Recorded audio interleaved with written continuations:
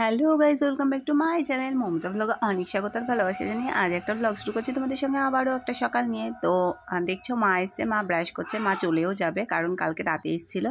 তো সেই ভিডিওটা তোমাদের দিতে পারিনি কারণ তোমার লেট হয়ে গেছে। আমি আজকে এক জায়গায় যেহেতু গেছিলাম, তো তার জন্য ভিডিওটা আজকে মানে আপলোড করার কথা ছিল, সেটা আর হলো না। তো আজকের ভিডিওটা তোমরা কালকে পাচ্ছ আর কি, আর তার আগের দিনের ভিডিওটা আর আমি দিতে পারিনি। তো সকালবেলা চলে এসেছি রান্নাঘরে, মা বেরিয়ে গেছে রেডি হয়ে বাড়ির জন্য, কারণ বৃহস্পতিবার তো মা পুজো করবে বাড়ি গিয়ে।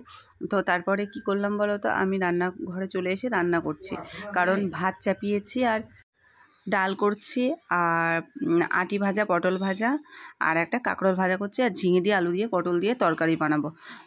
কারণ আজকে যাব ডাক্তারখানায়। তোমাদের দাদা ভাইয়ের সমস্যা তো ঠিকই হচ্ছে না, তো এ ডাক্তার ও ডাক্তার করে করে আর হচ্ছে না। লাস্ট একটা ডাক্তারের খোঁজ পেলাম, দেখা যাক সেই ডাক্তারের কাছে গিয়ে কি বলে ডাক্তার। তো তার জন্য একটু তাড়াহুড়ো আছে, সকালবেলা রান্নাবান্না কমপ্লিট করে, কারণ ছেলে মেয়ে যেহেতু বাড়িতে থাকবে, আর ছেলে যাবে স্কুলে, মেয়ে একা বাড়িতে থাকবে ওর ঠাকমার কাছে। তো তার জন্য আমি রান্না করে রেখে যাব, মারাও খাবে আর মেয়েকেও খাওয়াতে হবে যেহেতু। তারপরে সংসারে তো হাজারটা কাজ, মেয়েদের তো আর একটা কাজ না। পুজো করা আছে, জামা কাপড় কাচা আছে, স্নান করা আছে, 11:30টার ভেতরে রেডি হতে হবে, প্লাস বেরোতে হবে। তো আমি রান্নাবান্না যাই হোক কমপ্লিট করলাম কোনো রকমে।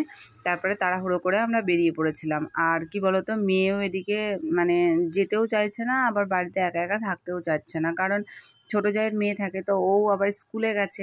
তার জন্যে মানে ওর একদম ভালো লাগছিল না। আমি যেহেতু ভয়েস ওভারটা পরে দিচ্ছি, তার জন্য তোমাদের সঙ্গে শেয়ার করতে পারছি। আর ডাক্তারখানায় গিয়ে কি বলবো, ডাক্তারখানায় গিয়ে যে মানে এত রোগী গেছে, মানে এক একজনের এক এক সমস্যা।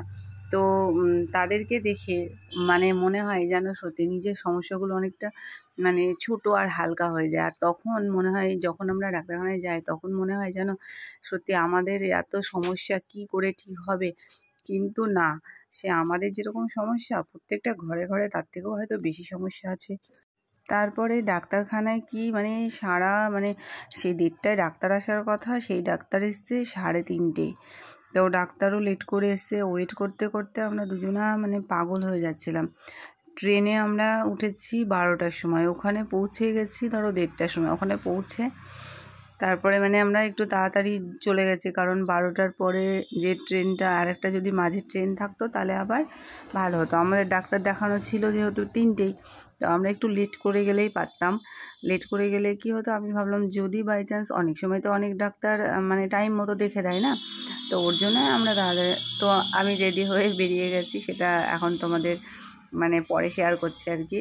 মানে আমি যেহেতু ভয়েস ওভারটা পরে দিচ্ছি, তার জন্য তোমাদের আগেই বলে দিয়েছি কথাগুলো। আর তোমাদের দাদাভাই আর আমি যখন যাচ্ছিলাম, তো চারদিকে আর কি একটু একটু হালকা হালকা রোদের ছাটা বেরিয়েছিল। আজকে বৃষ্টিটা একটু কমই ছিল।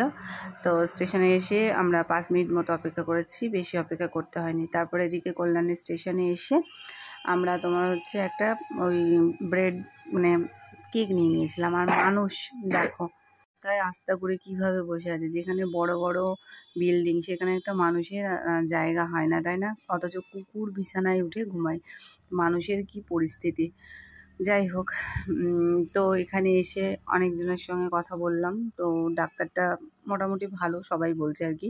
তারপরে ডাক্তার দেখানো হলো, অনেক রকম মানে বলল ডাক্তারের যে সমস্যা, এই সমস্যা তো এই কারণে হতে পারে, তোমরা এগুলো থেকে সাবধান হও, আর কী কী খাওয়া দাওয়া বারণ সেগুলোও বললো। তারপরে ইসিজি করতে দিয়েছিল, তো ইসিজি করার জন্য ইসিজি রুমে চলে এসেছিলাম। আর তোমাদের দাদার আরও অনেকগুলো টেস্ট দিয়েছে, সেইগুলো বাকি আছে। তারপরে লাস্ট মাস ডাক্তারখানা থেকে বেরিয়ে একটু ফুচকা খেয়ে নিলাম, তারপরে বাড়ি চলে আসলাম। তো দেখছো মশারি টাঙিয়ে নিয়েছি। তো আজকে সারাদিনটা যে কিভাবে গেছে কি বলবো।